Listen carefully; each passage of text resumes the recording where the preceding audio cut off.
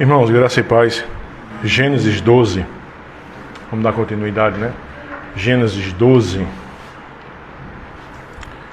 A gente vai ver do 10 até o 20. Gênesis 12, 10 ao 20. Gênesis 12, 10 ao 20.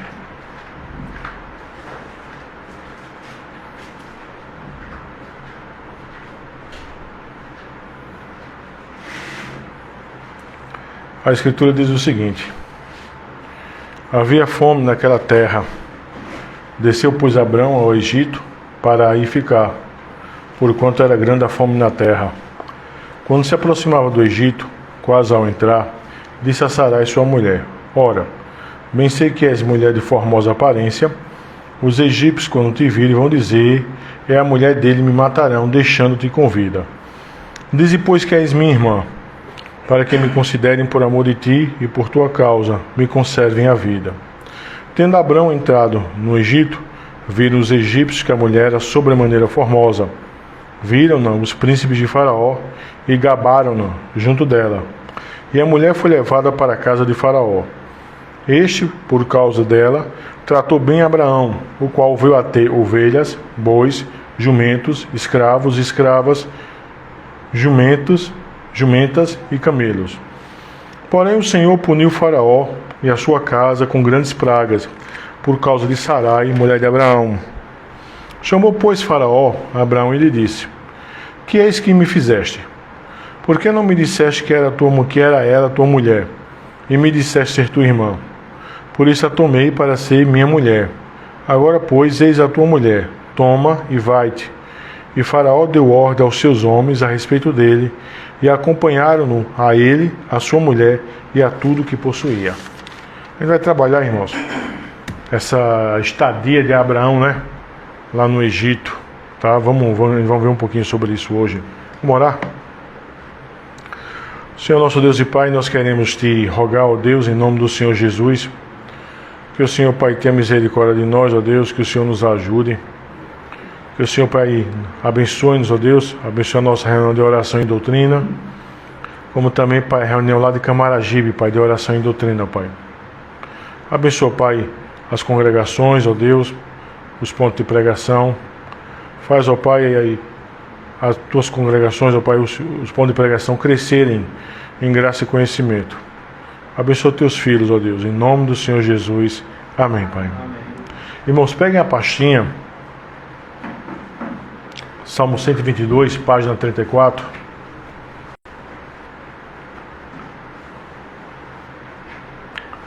Página 34, 122.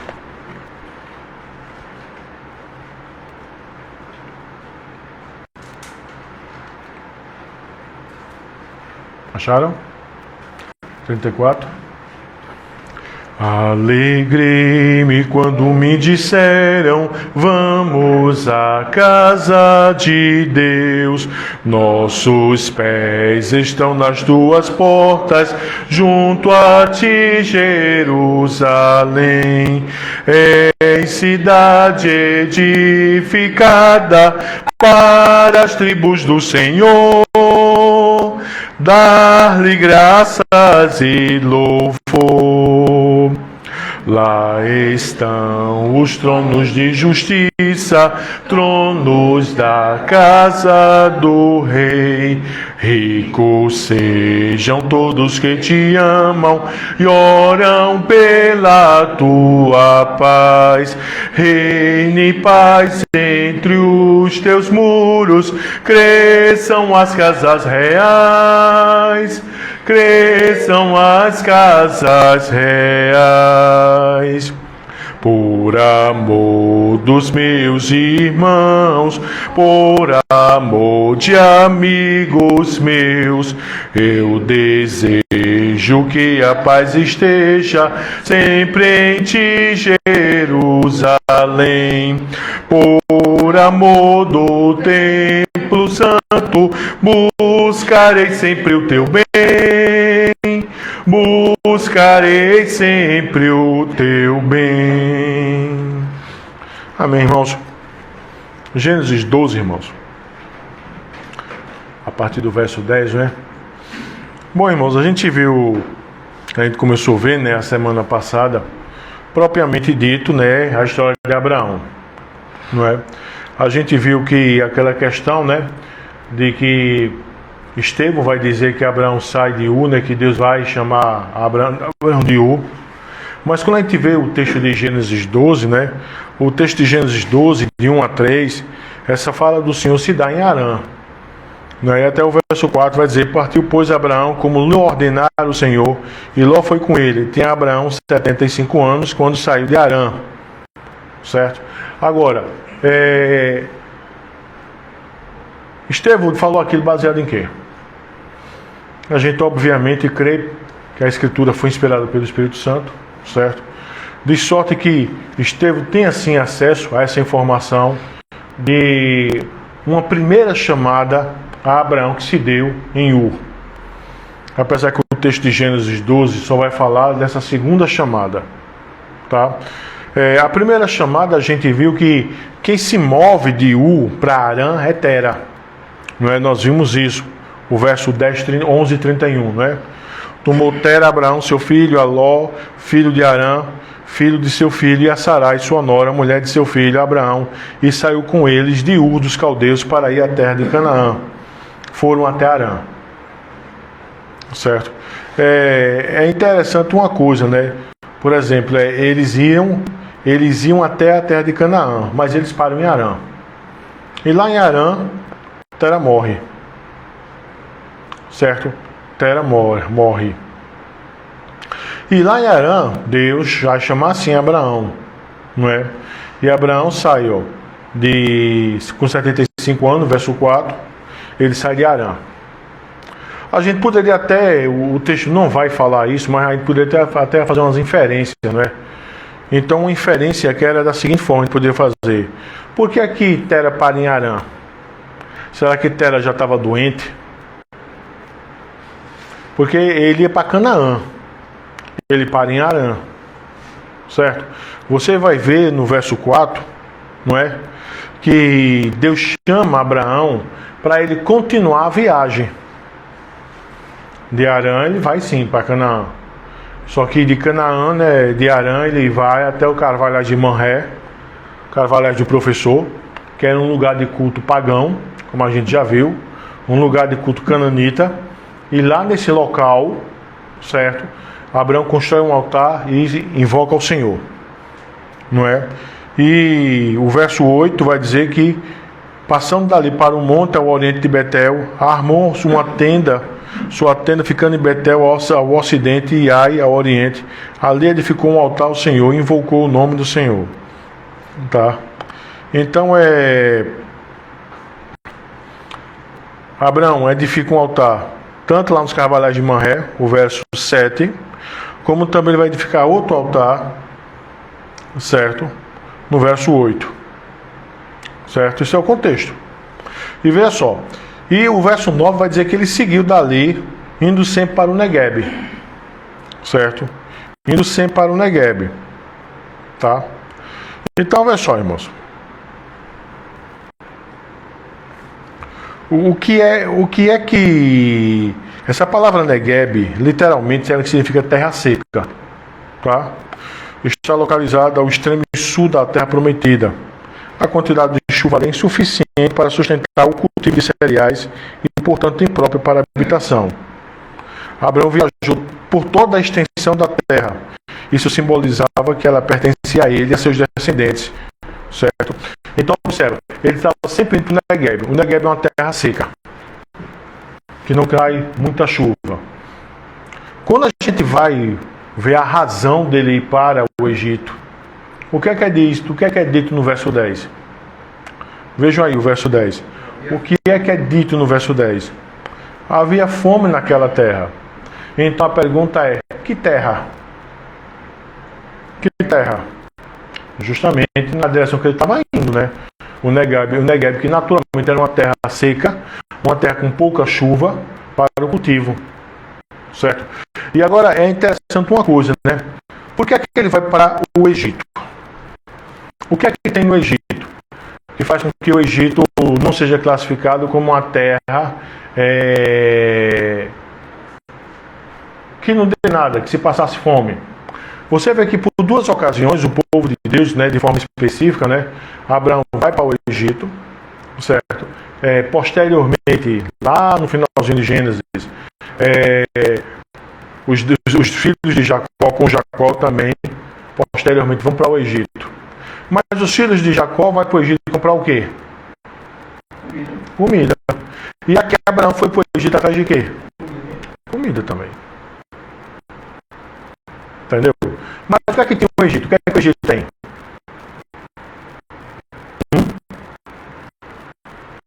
O que é que o Egito tem que faça com que lá seja um local que, quando o negócio estava pegando naquela região, todo mundo acabava correndo para lá? Oi? O rio? Tem o rio Nilo, né, irmãos? Que o rio Nilo é um rio perene. Ele não seca. Então, junta as margens do rio Nilo, e o rio Nilo corta todo o Egito, certo? Se tem sim a plantação de cereal. Então era o local onde se tinha comida. Compreende? Então, veja só. Havia fome naquela terra. Provavelmente a região ali do Negueb, onde Abraão estava caminhando. Porque o verso 9 vai dizer que ele estava indo sempre para o Negueb, percorrendo toda a extensão da terra que seria dele. Havia fome naquela terra, certo? Desceu, pois, Abraão ao Egito para aí ficar. E é interessante isso, você vê, né? O texto não vai dizer que ele desce para comprar e voltar. Ele faz uma mudança de rota. Entendeu, irmãos? Ele faz uma mudança de rota. Ele deixa de seguir para o Negueb, onde está seca a situação, certo? O texto não nos informa que se ele chega propriamente ao Negueb, mas o texto está dizendo que ele está indo sempre para o Negueb. Mas chega um momento que acontece o quê? Que ele desce, pois, ao Egito, para aí ficar. É interessante isso aqui. E a razão dele fazer isso era o quê? Porque era grande a fome na terra. Tá bom? Agora, veja, irmão, o Egito tinha outra característica, né? Além de possuir um rio, além de você ter uma agricultura irrigada, certo? Ter comida. A corte do faraó, naquela época, né? O pessoal não respeitava muito mulher alheia, não. Se a mulher fosse bonita, matava-se o marido e ficava com ela. Simplesmente isso. E observa uma coisa cá. Por que é dito isso? Como é que começa o verso 11? Quando se aproximava do Egito, quase ao entrar, disse a Sarai, sua mulher: ora, bem sei que és mulher de formosa aparência. Os egípcios, quando te virem, vão dizer: é mulher dele, e me matarão, deixando-te com vida. Por que Abraão tem essa percepção? Porque, obviamente, né, irmãos, a fama do procedimento dos egípcios entendeu? Então Abraão diz: vem cá, eu vou morrer.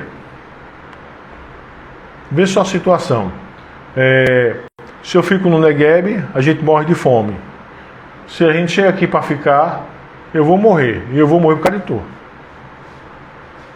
Eu vou morrer por causa de tu. Então, veja só, qual foi a saída? Qual foi a saída? Sara era meia irmã de Abraão? Era. Ambos tinham um pai comum. Tera. Certo? Agora, filhos de mães diferentes. Naquela época, como eu já falei para os irmãos, você não tinha ainda essa proibição do casamento com proximidade. Entende? Você não tinha ainda isso. A proibição que só vai se estabelecer por sempre pelo Senhor Deus quando for dada a lei, não é? De forma oficial, por assim dizer, em tábuas de lei, Moisés, aí que vai ter uma proibição. Mas você vê que aqui, Abraão diz, olha, tu é bonita. Tu é bonita. Certo? Agora, é interessante aqui, irmãos, que você vê Sara, que era tão formosa, que Sara aqui não era novinha. Sara já tinha uma idade, ela já era uma mulher. Mas era uma mulher muito bonita. E Abraão disse, vou me matar. Vou me matar. Certo? Então, qual foi o estratagema aí? Qual foi a lógica? Entendeu? O que foi que Abraão fez, irmãos? O verso 13. Diz, pois, que és minha irmã, para que me considerem por amor de ti, e por tua causa me conservem a vida. Abraão não estava mentindo. Certo? Aqui a gente vai ter, irmãos, uma coisa que se chama reserva mental. Eu falei para os irmãos que a gente quer ver um pouquinho sobre isso, sobre o que é a reserva mental. Entendeu? Reserva mental, irmãos, é uma estratégia, por assim dizer. Certo? Que ela consiste em você dar, não a informação toda, mas parte da informação. Compreende? Consiste em você dar não a informação toda, mas parte da informação. A questão é essa. Então, isso pode ser caracterizado como mentira? Não. Porque o outro lado, se ele tiver acesso à totalidade dos dados, ele pode prejudicar você. Então você dá os dados, você foi interrogado, você dá os dados que não vai comprometer você. Estão entendendo, irmãos? Estão compreendendo ou não? Hein? Seria mentir? Oi? Sim, é uma missão deliberada, mas é uma missão da sua parte, entendeu? Agora, não é uma missão pecaminosa, porque você tem sim o direito de fazer uma seleção de informações. Você não quer dar todas as informações, não tem por que você dar. Até porque se você der todas as informações, você pode morrer. Como no caso aqui. Agora, eu sei que eu vou adiantar um pouquinho o assunto, mas nesse contexto, ele dá a informação que é minha irmã. E por que Deus pesou a mão no faraó? Se aqui o faraó não estava sabendo do assunto. Sim, a gente vai chegar lá. Mas a sua fala é interessante, Xavier, porque é o seguinte, por trás de tudo isso, observa que o Senhor, em cada aventura dessa de Abraão, o Senhor vai enriquecendo ele. O Senhor vai enriquecendo ele. O Senhor vai abençoando ele. Entendeu? O Senhor vai realizando aquilo que disse que ia fazer com ele. Certo? Então observa, antes do Senhor Deus transformar Abraão, dar uma descendência a Abraão, o Senhor vai enriquecendo Abraão. Vai enriquecendo Abraão. Vai enriquecendo Abraão. Oi? Vai lapidando. E ele vai enriquecendo mesmo Abraão. Entende?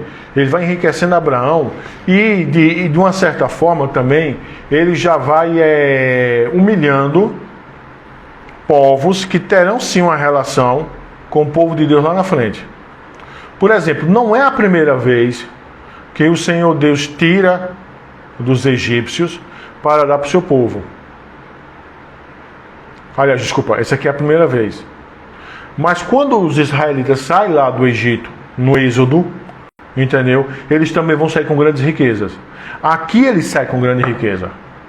Já. Mas quando você vê aqui, o verso 5, veja aí o verso 5, 12:5. 12:5. Diz, né? Levou Abraão consigo a Sarai, sua mulher, e a Ló, filho do seu irmão, e todos os bens que haviam o quê? Adquirido, e as pessoas, que é o escravo, né? Que lhe acresceram o quê? Em Harã. Então observa, quando Abraão sai de Harã, Abraão. A pergunta é: o Abraão que sai de Arã é o Abraão que entrou em Arã? Não. Entendeu? Em termos de posse, não. Tá bom? Mas essa posse foi por causa da morte do pai. Não. Não. A gente não sabe quanto tempo ele vai passar em Arã. Certo? A Escritura não vai dizer quanto ele vai passar em Arã. Agora, a Escritura vai dizer que lá em Arã ele vai ter posses. Ele vai adquirir posses. Certo? Então a pergunta é: por que ele adquire posses? Com que ele trabalhava lá? A gente não tem essas informações. Certo? Mas ele adquire posses. Quando ele vai para o Egito, a providência de Deus o enriquece ele lá através de toda essa história. Tá? De toda essa história. Mas bora voltar um pouquinho aqui, porque a gente vai ter que construir isso aqui de forma bem tranquila. Então, meus irmãos, isso é o princípio da reserva mental. Tem algo bem interessante de reserva mental também. Eu peço para os irmãos abrirem lá em 1 Samuel.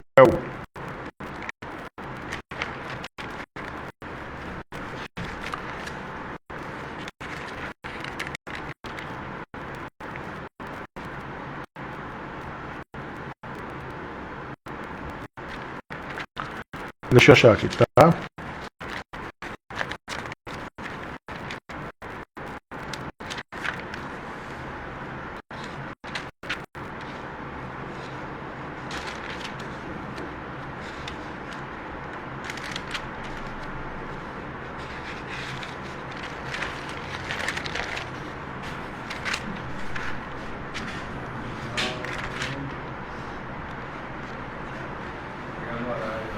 É 1 Samuel 16, irmãos. 1 Samuel 16. Preste atenção nesse texto, tá bom? 1 Samuel 16.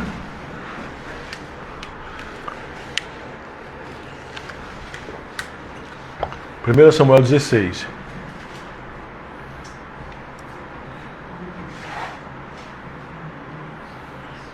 Primeiro Samuel 16. A Escritura diz o seguinte, veja só.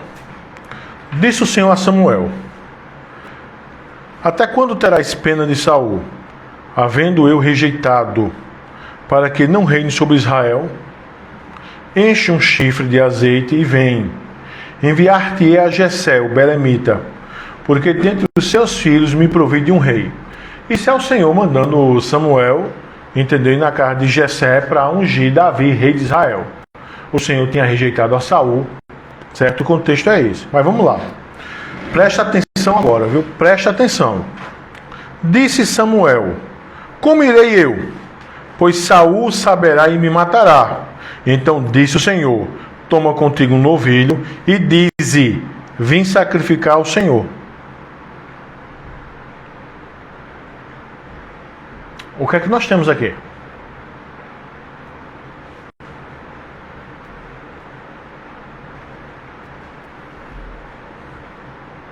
Hein? O que é que nós temos aqui, irmãos? Não, o que é que nós temos aqui? Eu não vou dizer minha verdade, mas é algo que é isso mesmo. Quem tem o que é o próprio Deus, né? Como é que diz o texto? Vou ler novamente, preste atenção. Disse o Senhor a Samuel: até quando terás pena de Saul, havendo eu rejeitado para que ele não reine sobre Israel? Enche um chifre de azeite e vem. Enviar-te-ei a Jessé, o belemita, porque dentre os seus filhos me provei de um rei. Qual a razão do Senhor Deus enviar Samuel para a casa de Jessé? Fazer o quê? Não é? Observa que aqui o texto não vai dizer, né, Davi, mas vai dizer o quê? Porque dentre os seus filhos me provei de um rei. Beleza. Essa é a ordem. Samuel diz: como irei eu? Pois Saul saberá e me matará. Então, o que é que disse o Senhor?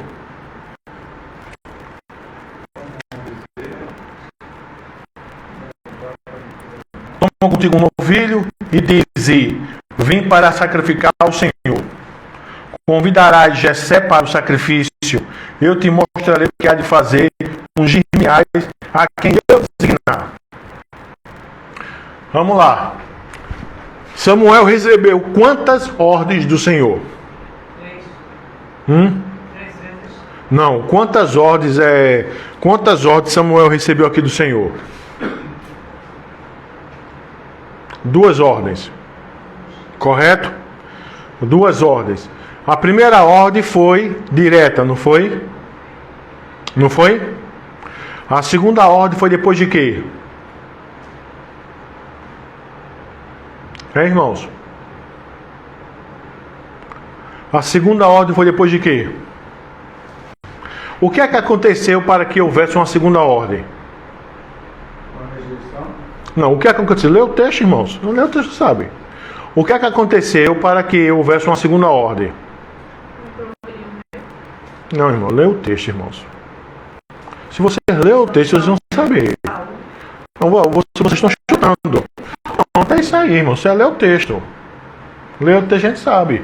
Ó, o Senhor dá uma ordem. Samuel disse: espera aí, Senhor. Ele vai me matar. Então, observa. Ele vai matar. O Senhor dá o que agora, Samuel? Uma segunda ordem, que é o quê? Diz que você vai fazer o quê? Sacrificar. Então vamos lá. O que é que Samuel deveria dizer? Por que tu está aqui? Qual é a resposta? Sacrificar. Mas a razão principal dele ir para lá é o quê? Ungir Davi. Entendeu? O Senhor Deus, preservando a vida de Samuel, diz que ele haveria de usar de reserva mental. Ele estava com 2 ordens específicas. Uma primeira e principal, que era ungir, e a outra que deveria ser dada caso alguém perguntasse o que é que ele estava fazendo lá. Não há mentira, porque de fato é de verdade. Isso aconteceu. Tá? Isso aconteceu.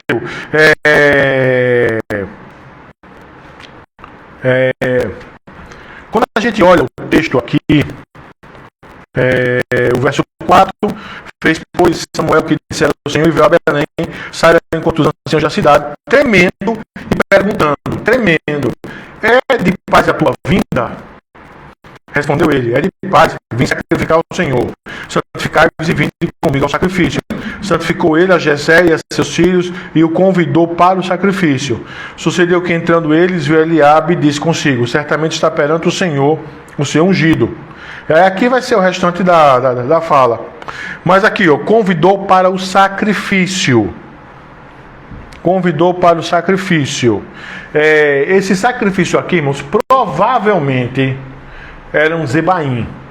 Não era um Olã. Olã é holocausto. Zebaim era... Pronto, então eu vou botar para a gente compreender. Era uma comunhão dos santos. Era uma comunhão dos santos. Entendeu? Era uma grande comunhão dos santos. E dentro dessa comida, entendeu? Aí o Senhor vai dizer, ele está, Jessé está aqui. Aí tem todo o desenrolar da história. Os irmãos já sabem. Vai aparecer um. Quem é? Chama um, chama outro, chama outro. Tu não tem filho mais não? Tem um que está lá no campo. Manda chamar ele. Davi vem. Aí o Senhor Deus diz, é isso aí. Mas em relação a ungir Davi, a Bíblia relata só esse fato aqui, eu tenho mais 2. Essa questão de ungir aqui, irmão Ney, era para ele ser rei, né? Entendeu? Então, isso aqui seria o primeiro. Sim. Não, tem. Olha, tem a questão mesmo da própria consagração dele enquanto rei, né? Tem. Sim. Então, observa, o que é que eu quero que vocês compreendam aqui? Esse princípio da reserva mental. Tá? Você vai ter isso aqui. Bora voltar lá para o nosso texto de Gênesis. Então, quando a gente olha o texto de Gênesis 12, não é? Abraão vai dizer, ó, você vai dizer para ele, entendeu, que você é minha irmã, certo? Os egípcios, quando te virem, vão dizer, é mulher dele, me matarão deixando com vida. Dize, pois, que és minha irmã, para que me considerem, por amor de ti, por tua causa, me conservem a vida. E foi isso que aconteceu. Entende, irmãos? E foi isso que aconteceu. Então, observa, Abraão usou do pressuposto da reserva mental, certo? Ele usa do pressuposto da reserva mental ao anúncio de... não de todas as informações, certo? Pode dizer, não, Abraão mentiu. Não. Abraão contou os dados necessários para que ele não morresse. Entendeu? Veja só, por que eu citei Samuel? Por que eu citei Samuel? Porque em Samuel, você vai ver que a instrução do Senhor Deus para Samuel, é a mesma coisa.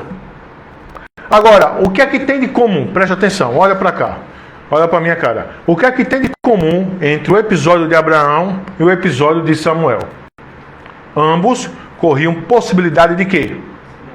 De ser mortos. Então, esse pressuposto da reserva mental, ele não é um pressuposto que você vai usar de forma deliberada em qualquer época, não. Durante o período da reforma, quem usou muito isso foi os jesuítas, tá? Para fazer coisas absurdas em nome da fé. É um tipo de conhecimento, irmãos, que se você quiser ele usar para o mal, você pode dizer assim, oxê, então é para eu ser malandro, é para eu saber jogar com as palavras, Não, a ideia não é essa. Porque até então que quando a gente vai ver o princípio da reserva mental, tanto em Abraão quanto em Samuel, ambos corriam risco de vida. E eu volto a dizer, o pressuposto da reserva mental não é mentira. É você trabalhar com dados. É você saber, ter sabedoria, ter astúcia para trabalhar com dados. Astúcia não é pecado? Não necessariamente. Que Jesus mandou nós termos o quê? Astutos, feito o quê? As serpentes. O Senhor mandou nós termos. Que é coisa que hoje muito crente não é, né? Muito crente hoje, ou é 800. Ou o cara é malandro demais, ou o cara é bobão demais. Entendeu? E não é para ele ser isso.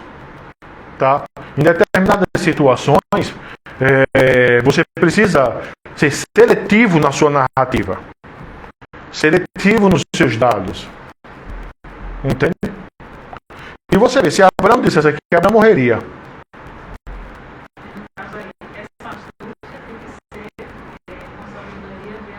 Sim, para não se transformar em pecado. E aí, no caso de Abraão, o pecado ficou com o faraó. Sim. Tem que ter toda uma questão de astúcia aí. Por exemplo, foi feita a questão lá de Samuel com Jessé. Se Saul sabe que Samuel está ali, e só para os irmãos terem ideia, a estadia do juiz, ela era algo que impactava. Qual foi a reação dos anciãos quando Samuel chegou? Vocês perceberam? Tremendo, medo. Tu viestes em paz? Pastor, a reserva mental é falar a verdade e lamentar. Não necessariamente, Breno. Mas a reserva mental seria você selecionar dados, certo? Não mentir, selecionar dados e, por causa de um motivo maior que justifique isso, você fazer uma seleção de dados. Entendeu? Feito Saul vai fazer. Feito Samuel vai fazer em relação quando ele diz para o Senhor: e se Saul souber, ele vai me matar. Então você tem uma ordem principal e tem outra ordem secundária que o Senhor Deus dá. E o Senhor Deus instrui Samuel a dar a ordem secundária da presença dele ali, não a ordem principal. No caso aqui de Abraão, Sarai era sim minha irmã dele, mas era sua mulher. Então observa, é dado uma informação, mas não a outra. Porque se a outra é dada, Abraão morre. Entende? Aí vem aquelas questões, mas Deus poderia levar. Sim, Deus poderia. Mas Deus não quis fazer. Deus quis usar esse meio. Deus não quis fazer. Entendeu? Deus não quis fazer. Mas tem suas consequências, não? Oi? Tem suas consequências. Não sobre Abraão. Abraão nenhuma consequência. Porque isso aqui não é pecado. A questão é essa. Por quê? Porque quando tem um motivo... Porque, irmãos, olha só. Eu espero que vocês não estejam entendendo que Deus está mandando mentir. Não é isso. Não tem mentira aqui. Em nenhum caso tem mentira. Entendeu? Em ambos os casos tem o quê? Seleção de dados. Que não é mentira. Pronto, para vocês entenderem. Vamos supor que... tem um caso que um rei não fez o que deveria fazer. Se abestalhou. Quem é? Quem é? Bora ver ele. Vamos lá para a segunda Crônicas.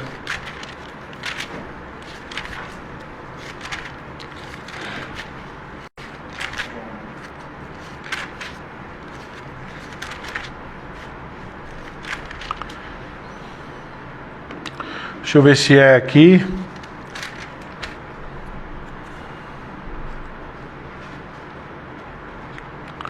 É Ezequias, tá? Deixa eu só ver aqui se é...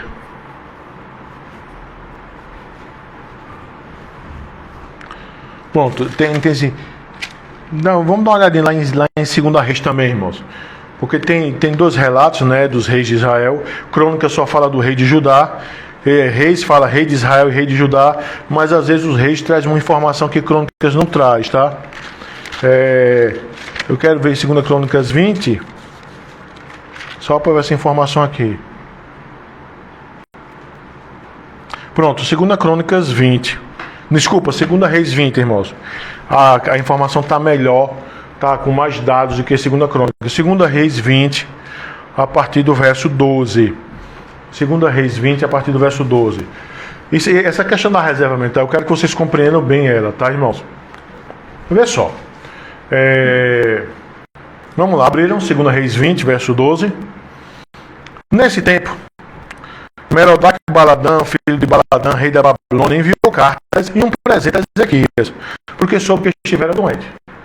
Isso aqui se deu depois que o rei da Síria chegou nas portais de Jerusalém e lá o general do exército assírio, falando em hebraico, dizendo que ia detonar tudo, zombando, tirando onda, blasfemando.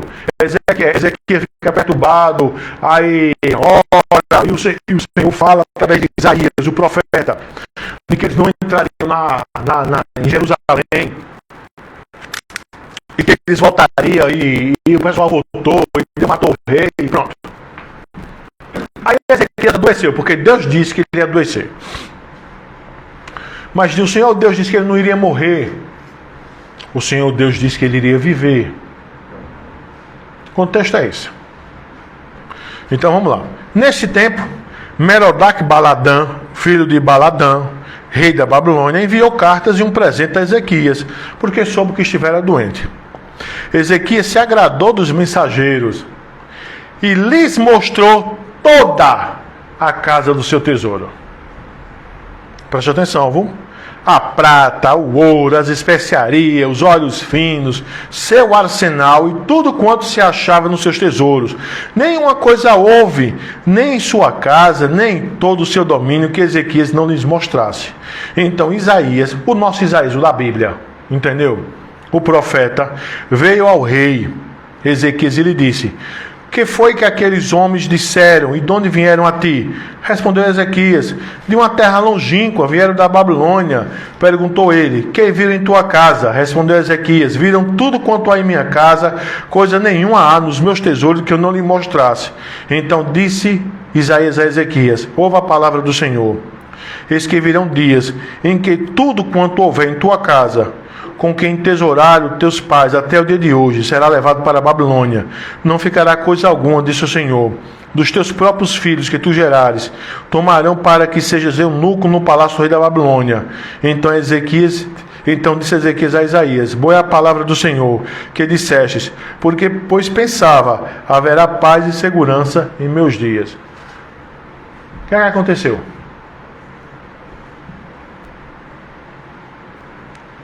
Qual foi o erro aqui de Ezequias?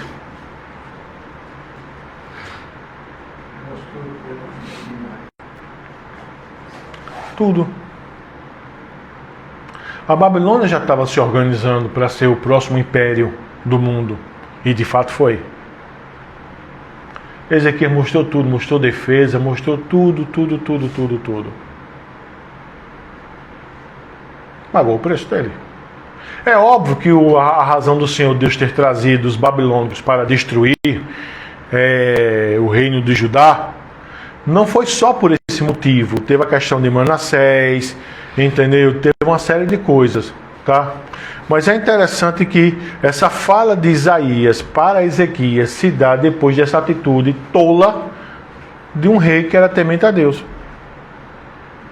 Entendeu? Que fez isso talvez para se orgulhar, para se envaidecer, para dizer, tá vendo como eu sou bom? Tola.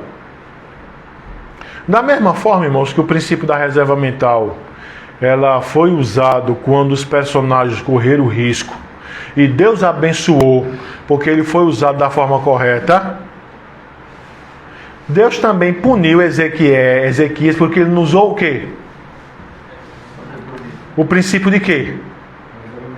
Porque qual é a necessidade dele mostrar tudo que ele possuía? Que bobagem é essa? Para que ele vai mostrar as defesas, as armas de guerra, tudo, para um potencial inimigo? Hein? Para quê? Hoje em dia, irmãos, uma aplicação para a gente para que danado tu vai mostrar para tu vai chamar uma pessoa para tua casa que tu mal conhece e tu vai dizer para ela, ó, tá vendo aqui? Eu tenho isso aqui, ó, eu tenho isso aqui de valor dentro da minha casa, tá vendo, ó, e daqui a 2 dias eu vou viajar. Está sendo tolo, filho. Está sendo tolo. Entendeu? Ah, mas ele me perguntou e eu ia mentir para ele? Não, menino.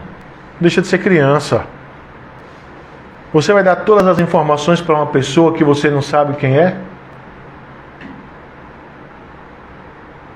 Você não dá todas as informações para alguém que é amigo seu?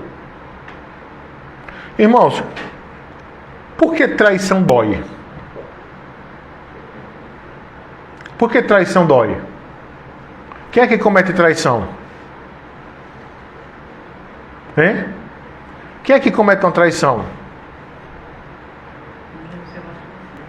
É óbvio. Se a traição tem sentido você dizer, eu fui traído pelo meu pior inimigo. Faz sentido, tem lógica essa afirmação? Por que não tem lógica essa afirmação? Por que não tem lógica essa afirmação? Porque inimigo não trai. O inimigo é inimigo. Quem é que trai quem? Seu amigo. A pessoa que é mais próxima de você. E quanto mais próxima de você, entendeu? Mais o tamanho da ferida é maior. Então, vê só. Você tem um rei que Deus o ajudou, que era temente a Deus, mas não foi sábio. Não usou do princípio da reserva mental. E você tem um juiz, Samuel, certo? Que o Senhor dá um comando. Ele diz, Senhor, vai me matar. Só vai me matar. O Senhor dá um subcomando. Ordena que ele apresente o subcomando. Ele vai, ele fala o subcomando, mas o comando principal, que era ungir Davi, entendeu? Não é dito a quem poderia machucá-lo. Aí você tem o nosso texto, Abraão. Volta aí para Abraão, Gênesis 12. Você tem o nosso texto, Abraão, na terra do Egito, sabedor dele que corria risco de vida, entendeu? Porque Sara era extremamente bonita. Sara não era mais nenhuma mocinha, mas era uma mulher bonita. Abraão sabia que ia morrer, certo? Abraão diz o quê? Olha, dize que tu és minha irmã. E de fato, ela era irmã. Ou seja, o principal, você não vai dizer. E veja só, irmão, porque Abraão dá essa instrução a Sara, a Sarai. Para quê, irmãos? O finalzinho do verso 13.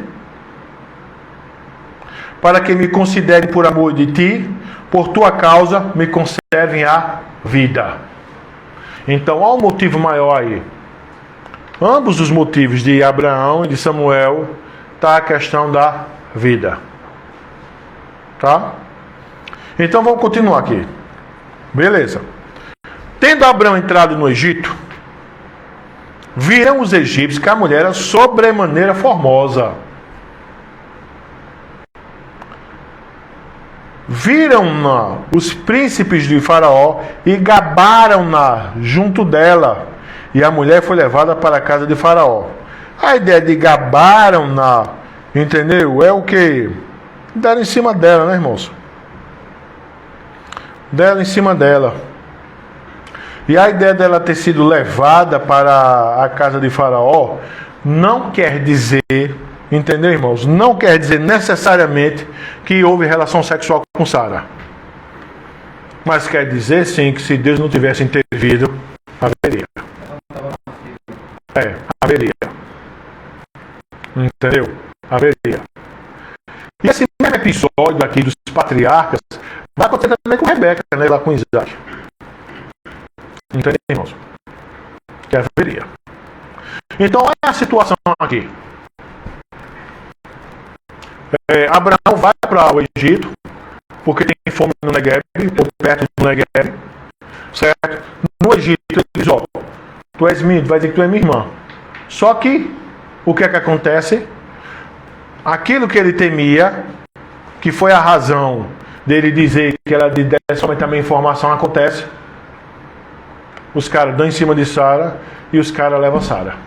Naquele tempo as mulheres não usavam véu. Não, Usava véu. Não, é véu, aquele... Não, véu. Usava véu. Entendeu? E o véu é cobrindo a parte do rosto. Então observe, irmãos, veja só. Abraão não morreu, mas ficou sem mulher.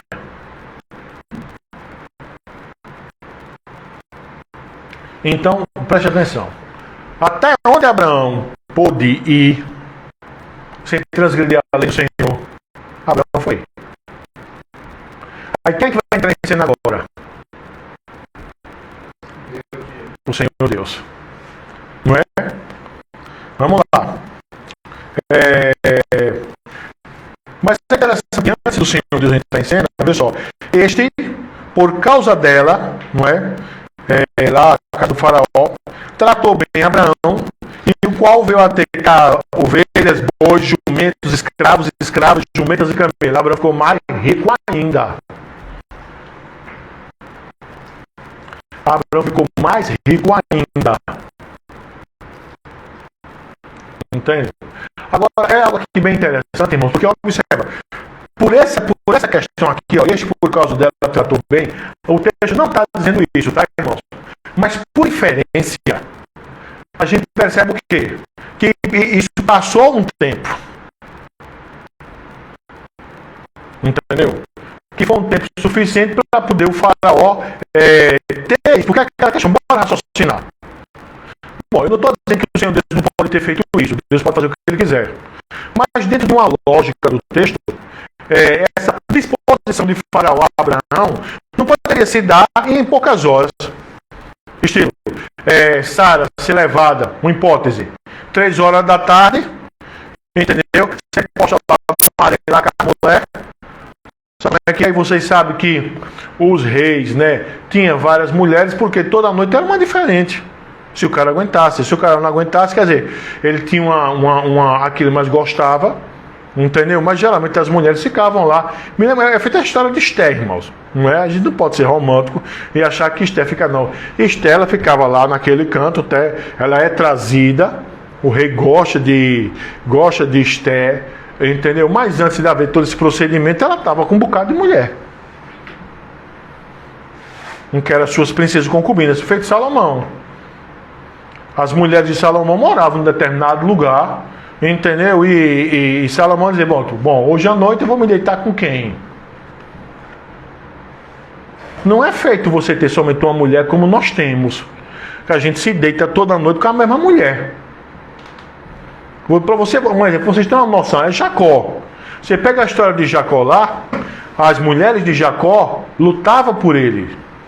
Tem um episódio lá que um dos filhos de Jacó está trazendo as mandrágoras. As mandrágoras eram uma espécie de estimulante sexual natural da época, certo? E a mãe daquele menino fala para outro, meu filho está com mandrágora, eu te dou e tu vai me conceder de eu dormir com meu marido hoje à noite. Porque o cara faz uma espécie de rodízio. Entendeu? Faz uma espécie de rodízio, mas é. Então, olha só. Obviamente aqui o texto, o faraó lá, ou quem quer que tomou, né? Porque aqui fala de casa de faraó, não é? Ele tinha aqui, quando a gente vai ver aqui, viram os príncipes de faraó, não é? Então, observa, alguém ficou de posse. Ou então ela ficou lá numa espécie de um harém coletivo, para quando um daqueles príncipes quisesse, entendeu? Mas o problema é que, veja bem, o texto não fala que houve relação sexual com Sara, certo? Não fala. A gente parte do pressuposto que o Senhor preserva o patriarca, preserva Sara. Sara foi posta lá. Agora, por exemplo, essa ideia do pessoal se encantar lá com Abraão para dar riqueza a Abraão. É lógico que Deus pode mover o coração, isso pode ter acontecido durante um dia ou então durante um tempo. Mas uma coisa é certa, Abraão vai ser enriquecido lá. O Senhor já tinha dado coisas a Abraão lá em Arã. O Senhor está dando coisas a Abraão novamente no Egito. Aí depois que Abraão vai dizer isso, ela quer dizer, porém o Senhor puniu Faraó e sua casa com grandes pragas. É a primeira vez, né, irmãos? O Senhor vai fazer esse mesmo expediente e punir o Egito lá no Êxodo. Entende? Por causa de Sarai, mulher de Abraão. O que é que vai dizer o verso 18? Chamou, pois, Faraó a Abraão e lhe disse, queres que me fizeste? Por que não me disseste que ela era tua mulher? Obviamente, né? Ele ficou sabendo. Logicamente, Sara talvez tenha dito. Entendeu? E me disseste ser tua irmã. Por isso a tomei para ser minha mulher. Agora, pois, eis é tua mulher. Toma e vai-te. A gente acha estranho, irmãos, essa lógica aqui, esse procedimento aqui, não é? Mas, irmãos, olha, os irmãos estão lembrados. Eu estava lá em Arthur e eu estava falando, né, sobre a questão, até eu fiz menção do que eu tinha pregado aqui na igreja do domingo passado, não é? Sobre a questão dos galardões, de saber lançar coisas corretas em cima do fundamento que é Cristo, né? Não pode lançar outro fundamento e também saber lançar coisas que equivalem a ouro, prata e pedra preciosa e não a feno, madeira e palha, porque o dia vai manifestar. E eu falei das parábolas, né, que falam sobre o talento e das minas. Não é?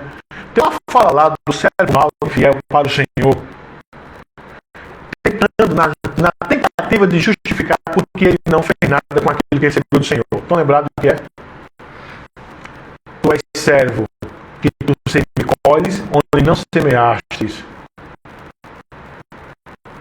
Ele começa a escrever coisas a respeito da severidade do Senhor. E é interessante que na parábola o rei ou o Senhor Não fala que isso é mentira do servo. Aliás, vai dizer: tu sabias que eu sou servo, que colho onde não semeei. O que é que a gente está vendo aqui, irmão? No Alto Comana, né? No Alto Comana,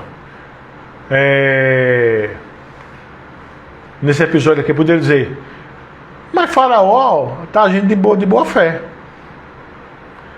Abraão disse que ela só era irmã dele. Por que é que o senhor está punindo? Irmãos, vamos entender uma coisa cá.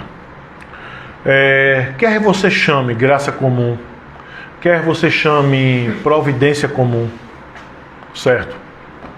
Uma coisa é certa: Deus tem amor salvífico para os ímpios? Não. Mesmo o amor que Deus tem para os ímpios, amor entre aspas, né? Mesmo os atos que a palavra também me falta, beneficente, filantrópico, obrigado, Xavier. Mesmo as ações filantrópicas do Senhor para os ímpios, entendeu? Não visa levar o ímpio à salvação. Porque a Escritura vai dizer que o ímpio está debaixo de quê? Da ira de Deus. Por exemplo, esse mesmo Faraó aqui, que provavelmente não tocou em Sara, certo? Que não é que ele foi iludido, não é que ele foi ludibriado, que não houve mentira. Não houve mentira da parte de Abraão. Houve uma meia informação, por uma questão de que se ele desse toda a informação ele morreria. Certo? Então observa, quantas e quantas vezes esse Faraó e outros ímpios fizeram mal a outras e outras pessoas? Quantas e quantas vezes?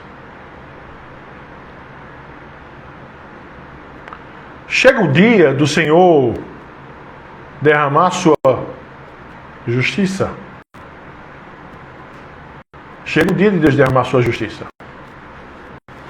Entendeu? Xavier, fala com esse senhor aí, por favor. Espera aí, amigo, ele vai falar contigo. Então, deixa o Xavier resolver ali. Entendeu?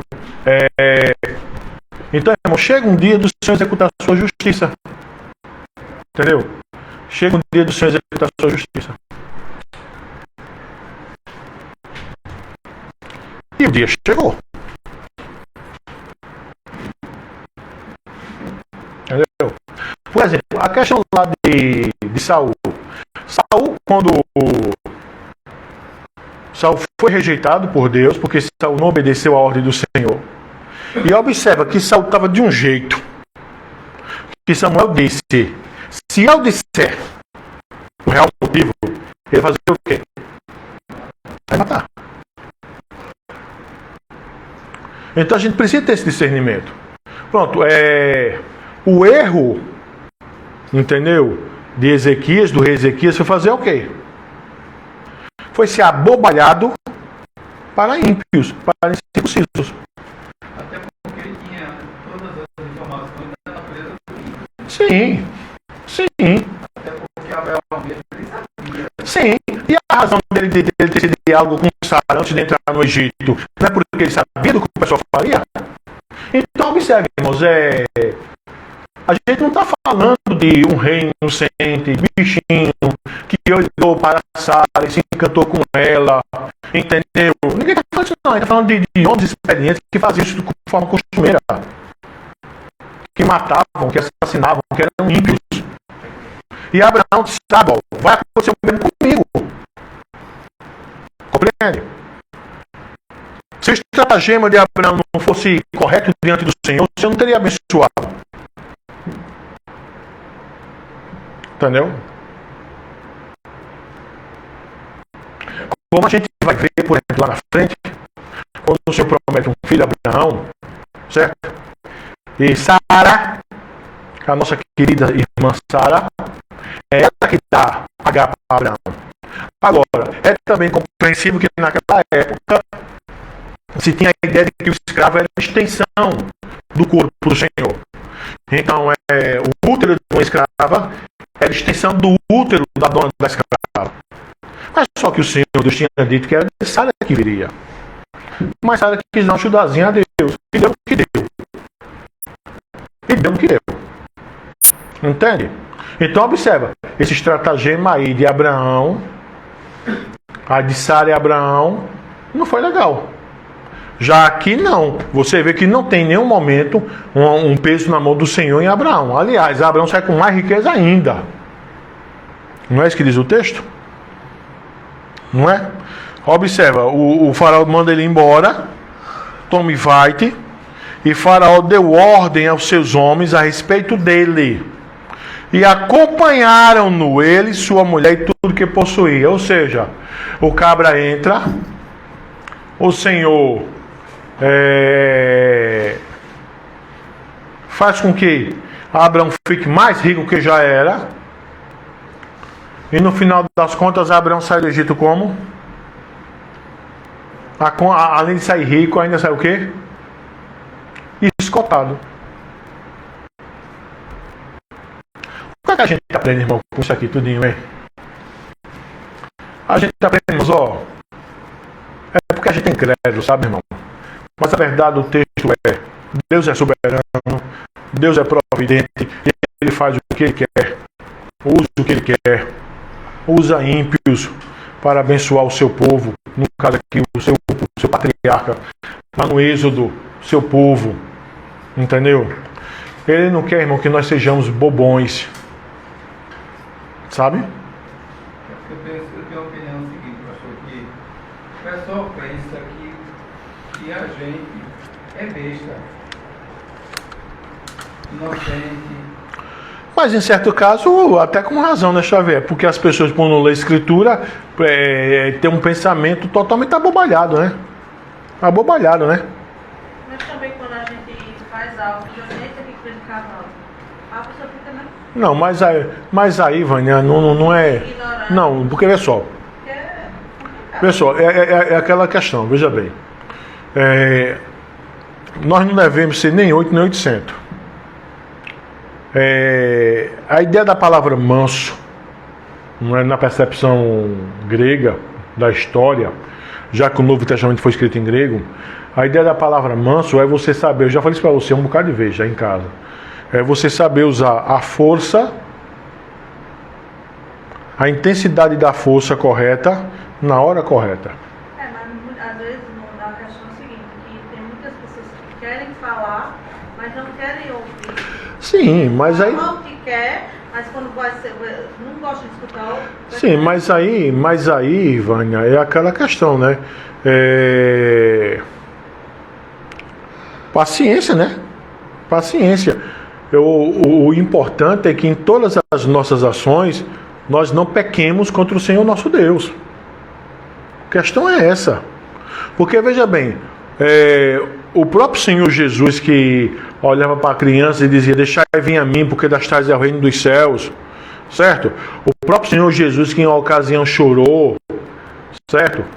É o próprio Senhor Jesus que pega um chicote e mete cacete no pessoal lá. Então observa uma coisa cá, não é nem 8 nem 800, entendeu? O problema é que às vezes o cristianismo que as pessoas estão vivendo é o cristianismo de Hollywood, né? Onde os cristãos meio abobalhado, aí morria lá no negócio, entendeu? Irmão, não é assim. Quando a gente vai para a Escritura, nós devemos ser justos, entendeu? Nós devemos ser equitativos, medida justa. Nós não podemos escandalizar o Evangelho do Senhor. Nós devemos ser corretos, justos, mas isso não pressupõe ser besta. Mas também tem a questão de ressignificar o discurso. Sim, Vânia, tem essas questões que a pessoa obviamente vai ter sabedoria, sabe. Entendeu? Agora é a questão. A pessoa não pode ser besta, por exemplo. Pronto. A gente não pode ser bobo, feito o rei Ezequias foi.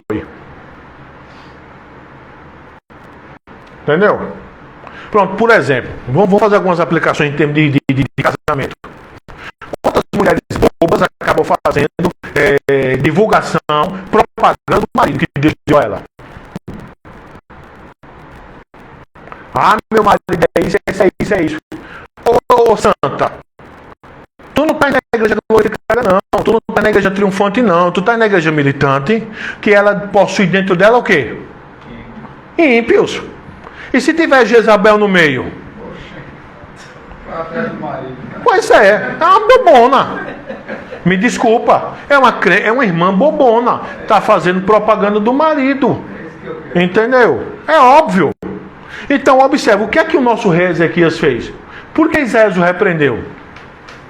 O cabo mostrou tudo, mostrou arsenal, mostrou defesa, mostrou as armas de guerra, mostrou riqueza, mostrou tudo. Aí o cara disse, meu irmão, pense, eu não vou nem precisar mandar espia.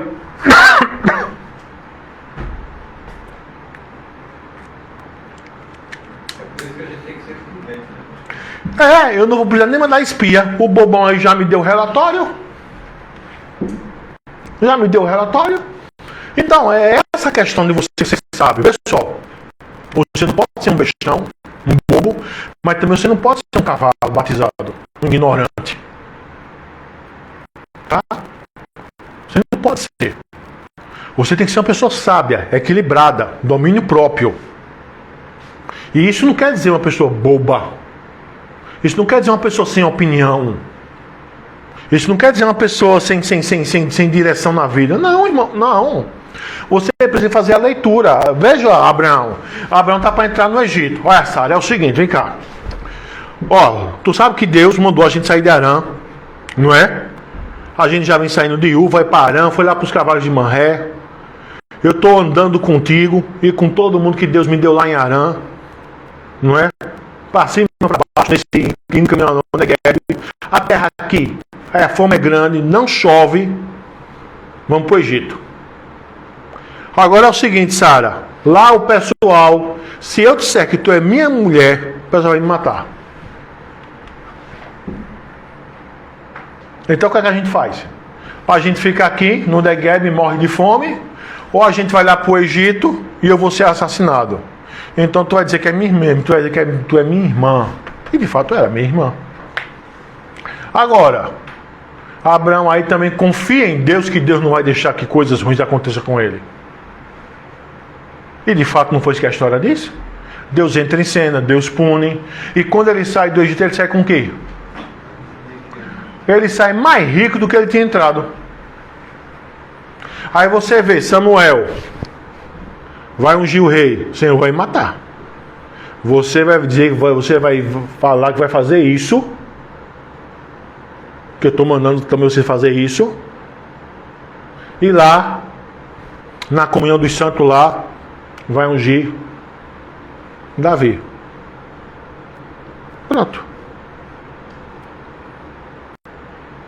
Mas vamos supor que Samuel dissesse, não, Senhor, mas eu não vou fazer isso não, Senhor. Eu gosto tanto de Saul, Senhor. Olha, Senhor, será que não é melhor eu tentar convencer Saul que o Senhor não quer mais como sendo rei, não? Faz isso não, irmão. Faz isso não. Deus já tinha rejeitado ele. Olha, irmão, é feita aquela história, sabe? Às vezes o Senhor Deus, às vezes não, o Senhor Deus nos mostra quem são as pessoas. Através de ações, atitudes, falas, entendeu? Posturas, arrogâncias, mas você finge não ver. Deus não nos chamou para sermos cegos. Não tem discernimento, né? Pois é.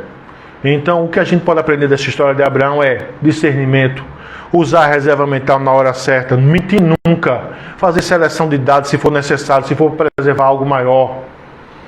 É como eu estou dizendo, irmão, uma mulher sábia não vai fazer promoção do seu marido.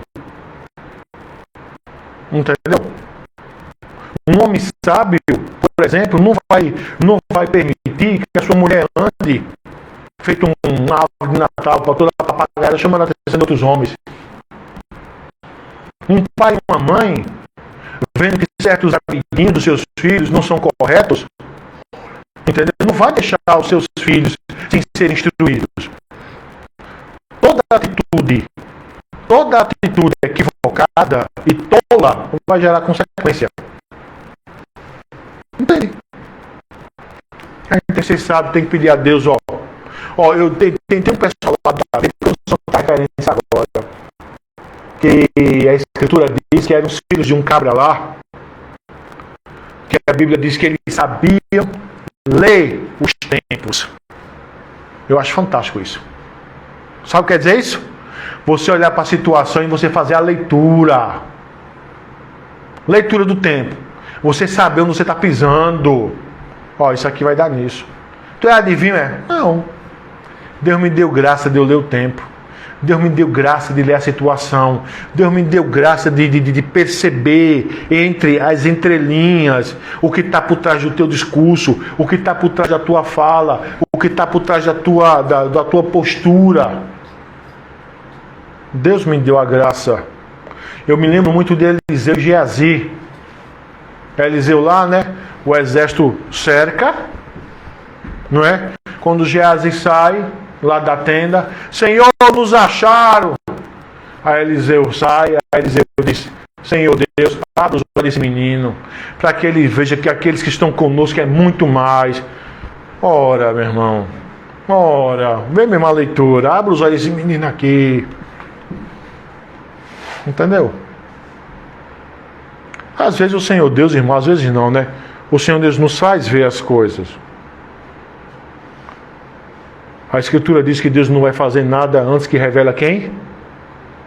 Os seus servos, os profetas. Mas não tem mais profeta no sentido bíblico. Deus fala através de quê? Hebreus capítulo 1. Se a Escritura é lida, se a Escritura é explicada, se a Escritura é aplicada, lida, explicada e aplicada, Deus está falando. Quem tem ouvido para ouvir? Entenderam, irmãos? E Abraão saiu do Egito com um bocado de riqueza. Na próxima não, né? Quando eu voltar, né? Que, irmãos, na próxima semana é na terça-feira, viu, irmãos? De 7 horas com o reverendo Marcos lá de Camaragibe, que ele vai ajudar a gente, já que eu vou estar fora. Mas pela graça de Deus, quando eu retornar, a gente continua de Gênesis 13. Tá bom? Filha, fecha a transmissão e a gente vai para a nossa reunião de oração.